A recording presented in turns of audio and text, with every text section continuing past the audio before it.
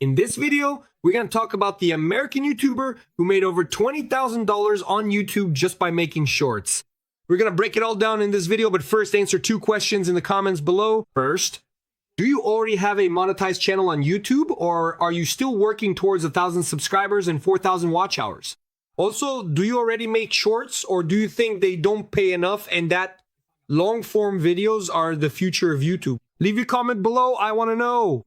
Remember, this video has extra content. I made a mind map with the entire strategy. Earnings from YouTube Shorts, both old and new, because there was a YouTube update, and now shorts are paying more. We're gonna talk more about that.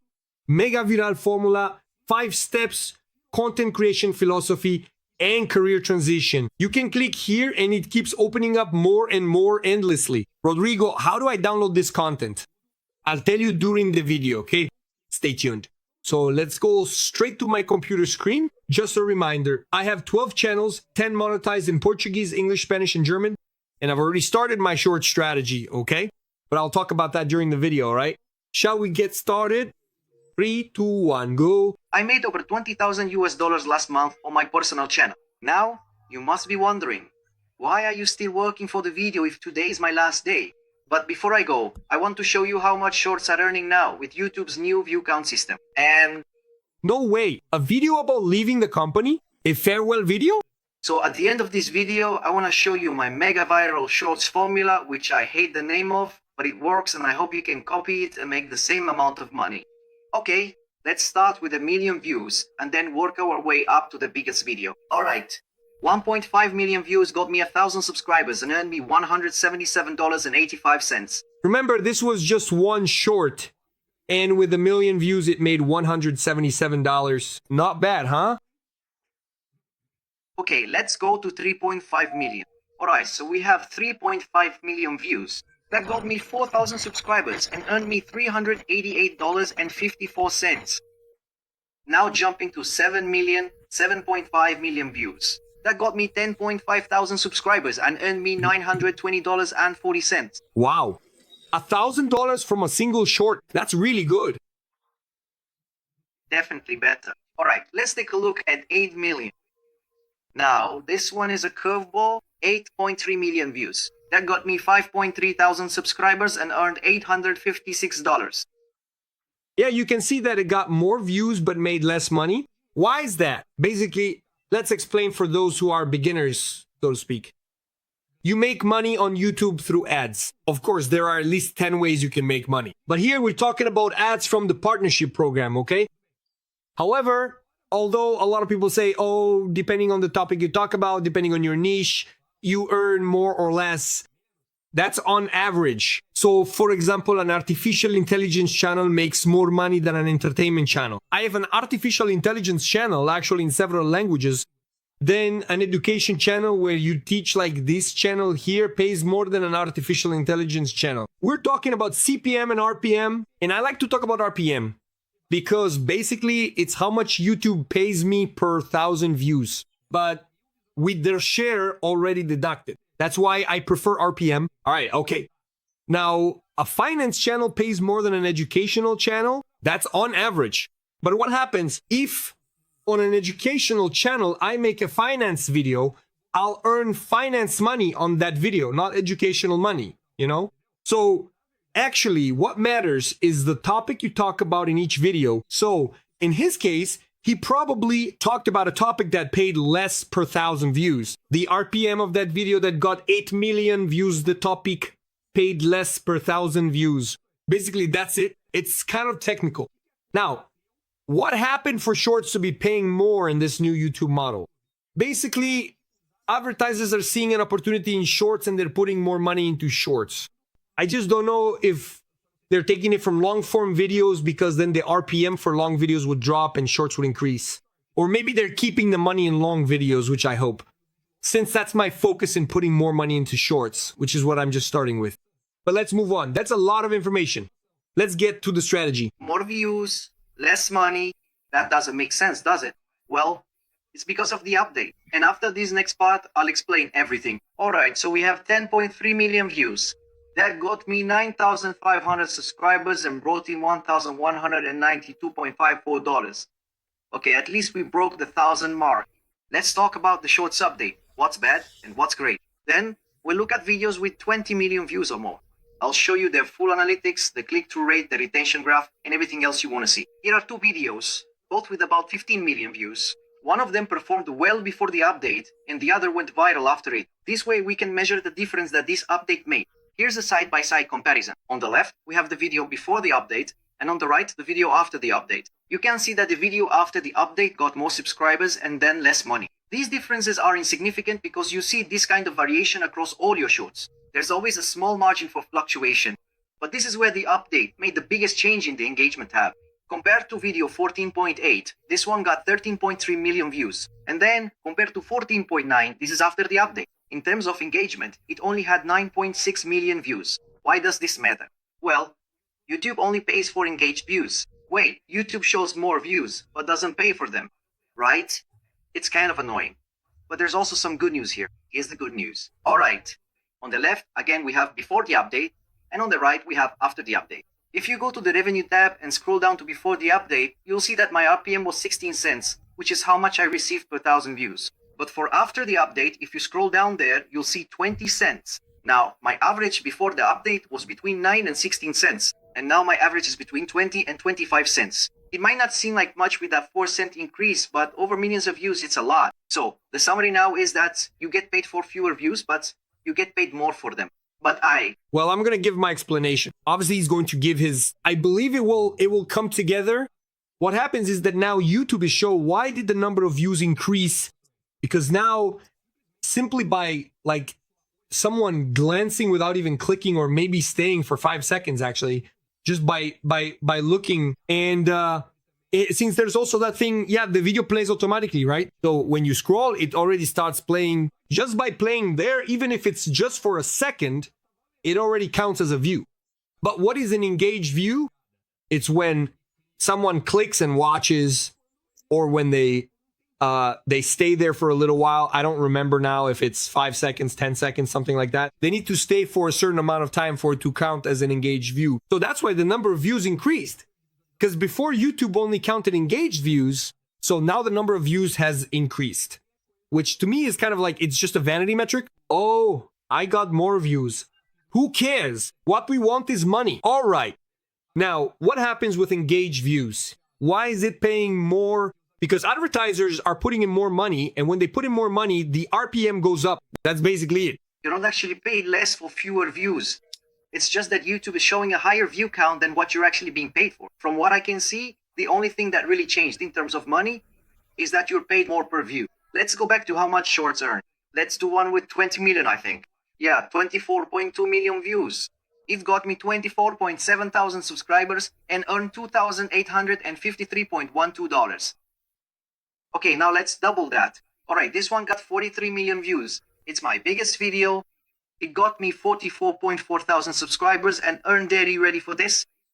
$4,779.6. Wow. Alright, if you want to make that much money, let's talk about my viral formula. I hate the name. Sorry for the YouTube guru talk, but the F. Before we get into the viral formula, guys, here's the thing you need to understand that I don't know if you're listening to me in Portuguese, English, Spanish, or German, but basically, this is the strategy. Because if you're in Brazil and you look at the RPM, what happens? Sometimes it'll be like, 0.04, for example. So that means it's 0.04 cents, so to speak. Then when you get to the United States, sometimes the average is 0. Remember when it used to say 14 cents and now it's 20 cents? But it's 20 cents in dollars. In other words, the dollar is worth 5 or 6 times more than the real. And it's the same logic for other countries. Why does this happen? Besides the currency being stronger, advertisers there are more mature. They're putting more money into shorts. So what happens? You need to have a channel that's outside your country. You need to have more than one country. You need to have it in your language, and you need to have it in other languages. That's what I teach my mentees. I don't speak Portuguese, English, Spanish, and German fluently enough to really engage people. I use artificial intelligence to help me. Which artificial intelligences? The best ones? I even made a video recommending some. Later on, I'll leave it in the cards. But you need to learn to have this mindset. You need to have a production process. and you need to go beyond your country. You need to internationalize your business. And just a reminder, we've opened our channel club. If you're at level 1, I'll respond to your comments in advance. I'll also send the videos to you with priority. You'll get them first. But if you're at level 2, you'll get exclusive videos, behind the scenes footage, extra content. And in addition, you can ask me anything you want through our community tab, okay? You go in there, I post a photo, you ask whatever you want. And if you're a level 2 member, I'll answer you, all right? It can be any opinions, app recommendations, how I'm making money. Leave a comment there and I'll reply, all right? But let's get to it. Continuing on. The fact is, it works. Alright, before I continue, I'm going to show you all the analytics from my 2 best performing videos, screen by screen, and you can pause and check out whatever you want. So in the last 20 shorts, I would go and find the most successful ones and analyze them line by line, so I could recreate the way those stories were told, hoping that my newer shorts would get the same results. And it really works. So number 1, the setup. It's the punchline that contains what's at stake in the story. No one was buying this man's food. I also make sure it's easy to understand. I always aim for a 4th grade reading level. Number 2, the unexpected action. So he grabbed his iPackly. Well, first let's take a look here. It's kind of a GTA style mixed with that block game Minecraft, it seems, right? But anyway, let's get back to the steps here. The first one, the setup, okay? You have to tell a story here. And it has to be a story that even a 4th grader can understand, meaning simple language, right? Look here. I picked a cool scene, very stylized, right? And he put himself here, added a filter. It turned out really interesting. You can even do this in Luma Zero, Luma Labs. It's possible to do. No one was buying this man's food. I also make sure that it's easy to understand. I always aim for a 4th grade reading level. Number 2, the unexpected action. So he took his iPhone and stuck it on the ground in front of his stand. I tried to think of something in the story that I could rephrase to sound super ridiculous and grab the viewer's attention. Number 3. All right, so let's go. Hook means hook. So a hook is something unexpected. It's something like suddenly he pushed the guy, took the phone and ran off. Suddenly, he grabbed the hot dog from the guy's hand and smashed it on his head, for example. Anyway, something unexpected, something that engages, and also to make a hook would be a lead-in, maybe to a next step. So, for example, I'm always saying, look, in a bit, I'll talk about the AIs I use. In a bit, I'll talk about it. So what am I doing? I'm creating a hook. I'm bringing up a topic, so you'll keep watching the video. That's an engagement and retention strategy. Explanation of the action. And as people walked by, they noticed it, but didn't draw attention to it. Instead, they stayed there and asked for food. And when the man turned around to prepare the order, they pretended to drop something, went to pick it up, and tried to grab the iPhone too, but he didn't move. And during this, I tried. Funny, but obviously this scene doesn't exist, right? How does he grab the iPhone and not grab it, right? Anyway. Create tension and intensify the story. Number 4, it can be a climax, it can be a twist, it can be a joke. So awkward, they would get up only to be greeted with the food they would now have to pay for. Anything that makes the viewer think, wow, that's the wow moment, as I call it. So finally, number 5, you can take it or leave it, but it's the so-called... Yeah, you can create these. For example, in Google VO3, you can create these in Minimax. You can also create these in Runaway and so on. You can create this style where you are one of the characters, right? Because you can use that reference technique, which is also very common. It's available in Minimax and in Kling. Kling is really good. Kling and Minimax are great for using references. And I think Runaway has it too. So, all right, here you have a setup, a simple way to tell a story that anyone can understand. Then you have an unexpected action. Then you have an explanation of the scene. And then you have a climax. Just like in Avengers Endgame, right? When Thanos is there and everyone is almost dying, suddenly Captain America grabs Mjolnir, Thor's hammer. Anyway, and then you have the CTA, which is the call to action, which is where we are now, number 5. To action.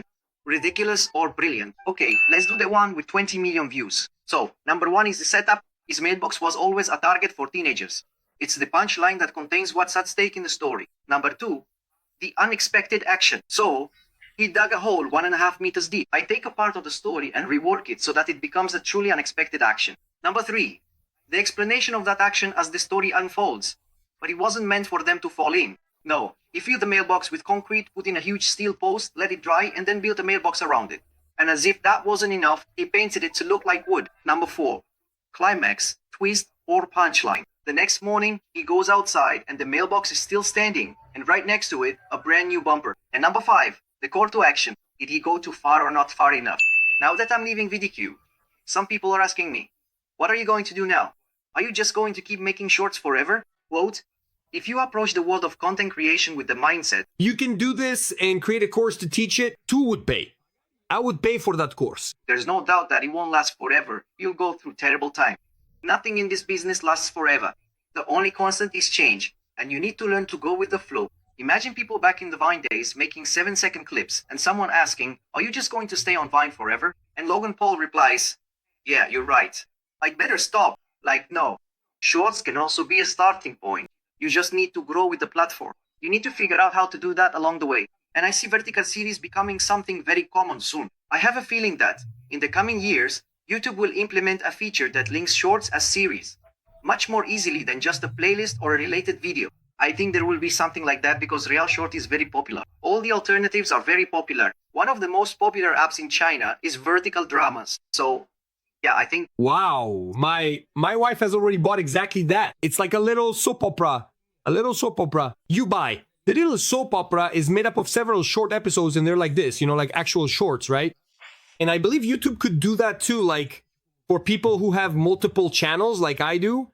Anyway, you could have a hub, you follow the creator, right? So you have, say, Rodrigo Barros, for example, right? Then you say, oh, Rodrigo Barros talks about financial education. So there's one channel. Oh, he talks about artificial intelligence. Then he goes to another channel. Then he talks about, for example, about education. I want to learn. All right, cool. Now I want entertainment because he recommends movies and series. Now I want to hear a story because he makes short films with artificial intelligence telling stories. So what happens? Instead of jumping from channel to channel, subscribing and all that, you just subscribe to one channel, which is Rodrigo Barros. And here, everything will already be organized. Each channel will be like a kind of playlist. Everything will be in the same place and you can follow everything the creator is making on YouTube. I think that's amazing. And what he said as well about telling stories through connected shorts, I also think that's really cool for sure. the vertical format is here to stay. If you get good at this now, you can make money now. But do you think it will be worth it later? For sure, when he launches the new channel, we'll subscribe. Then I'll let you all know here. And just a reminder, I made a video on how to internationalize your channels and which AIs I use. I'll leave it here in the card. Rodrigo, how do I download the mind map? That extra content you promised. Right below, in the video description and pinned in the first comment, there's a bonus redemption link. Then you'll click, you'll go to a website, and there will be a video explaining everything you need to do, okay? I'll leave this video here so you can keep going with me. See you in the next video. See you soon!